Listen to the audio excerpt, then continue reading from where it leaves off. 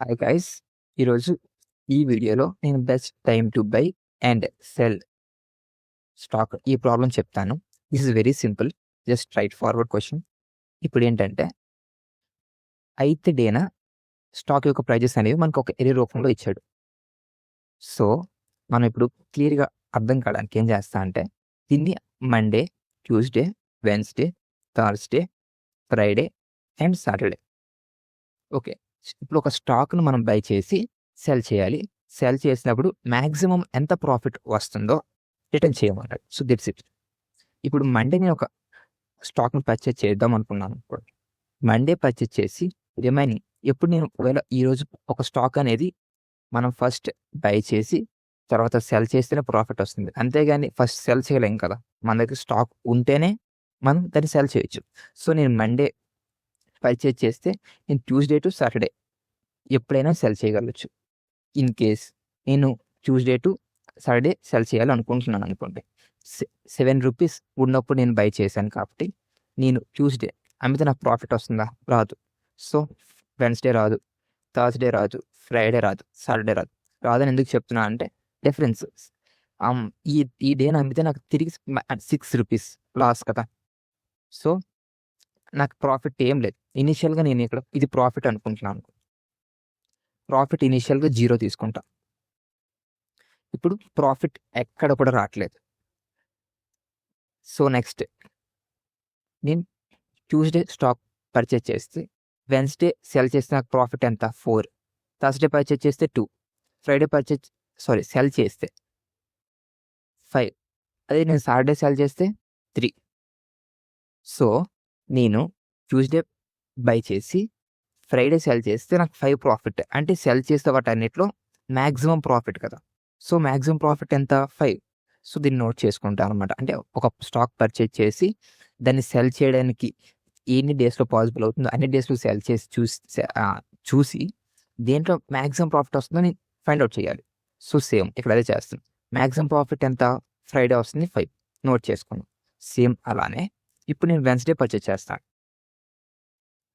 Wednesday purchase చేస్తే Thursday to సాటర్డేనే నేను cell చేయగలను. ఒకవేళ నేను థర్స్డే సెల్ చేస్తే నా ప్రాఫిట్ ఎంత? 2. Sorry, not 2, is -2. అంటే లాస్, రైట్. ఇన్కేస్ నేను ఫ్రైడే సెల్ చేస్తే ప్రాఫిట్ 1, సాటర్డే సెల్ చేస్తే not a profit.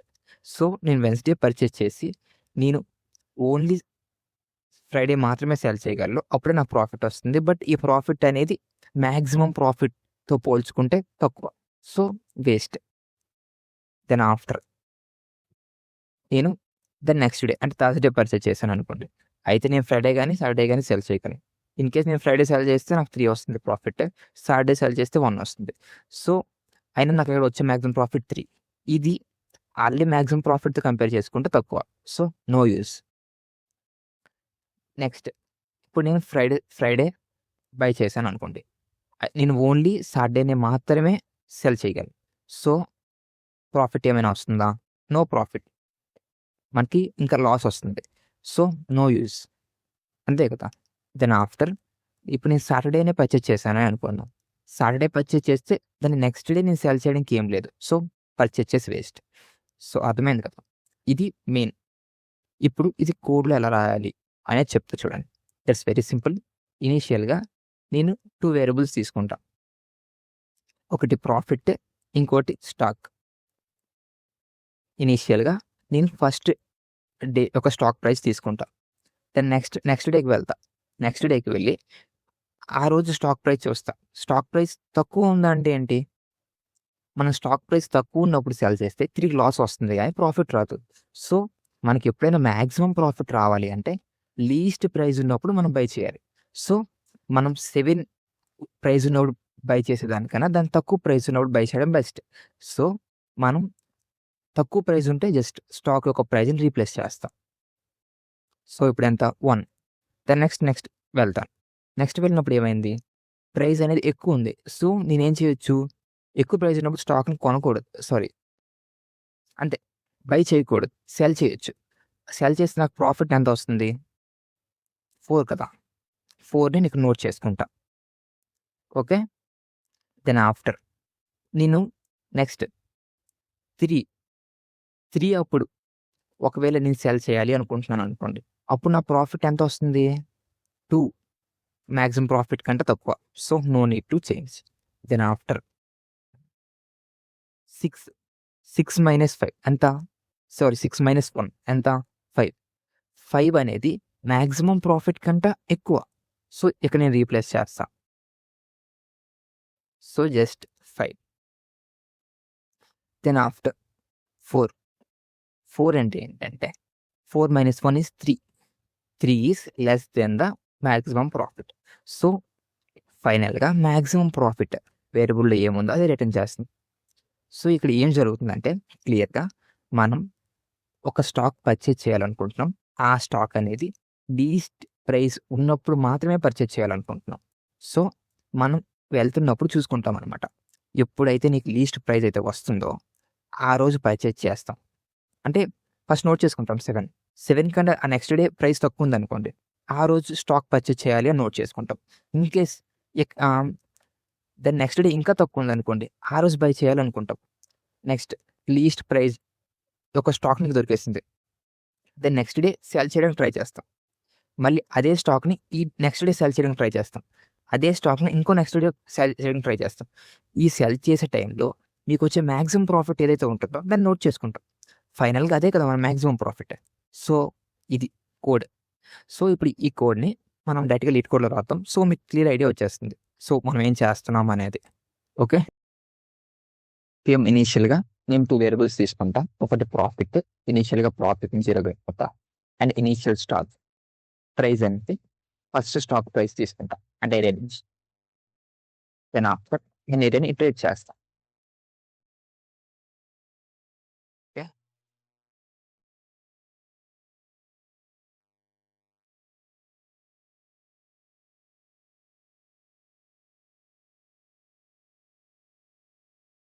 Then after ఇప్పుడు ఏం చెప్పాను? ఇప్పుడు మనం ఒక పర్టిక్యులర్ స్టాక్ దగ్గర ఉన్నామనుకోండి. దాని నెక్స్ట్ డే స్టాక్ యొక్క ప్రైస్ ఎక్కువ ఉంటే ఏం చేయాలి? ఎక్కువ ఉంటే సేల్ చేయడానికి ట్రై చేయాలి. ఓకే. అది తక్కువ ఉంటే ఆ రోజు స్టాక్ బై చేయడానికి ట్రై చేయాలి. సో, సేమ్ థింగ్ ఇక్కడ. ఇప్పుడు స్టాక్ కంటే ఇప్పుడు మనం ప్రెజెంట్ రన్ అవుతున్న ఆ డేన ప్రైస్ అనేది ఇన్‌కేస్ ఎక్కువ ఉంటే ఏం చేస్తాం? జస్ట్ సేల్ చేయడానికి ట్రై చేస్తాం. సో, ప్రాఫిట్ ఎంతొస్తుంది ఆ డేన అని చెక్ చేద్దాం. Profit equals to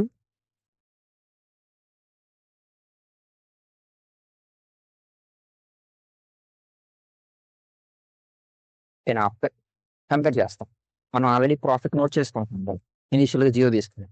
so, next time ప్రతిసారి ప్రాఫిట్ ఎంతొస్తుందో కాలిక్యులేట్ చేసి ఆ ప్రాఫిట్ అనేది మాక్సిమం ప్రాఫిట్ కంటే ఎక్కువ ఉంటే నేను జస్ట్ రీప్లేస్ చేసుకుంటూ వెళ్తా. That's it.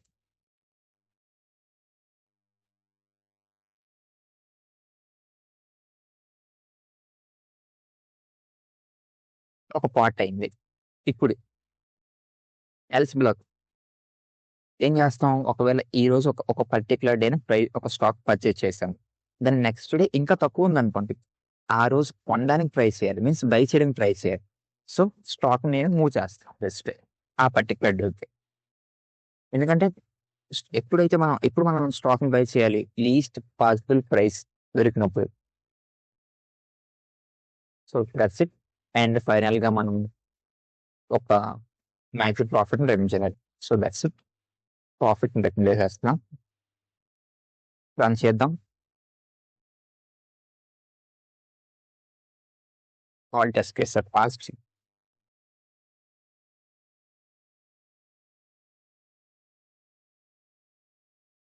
Okay.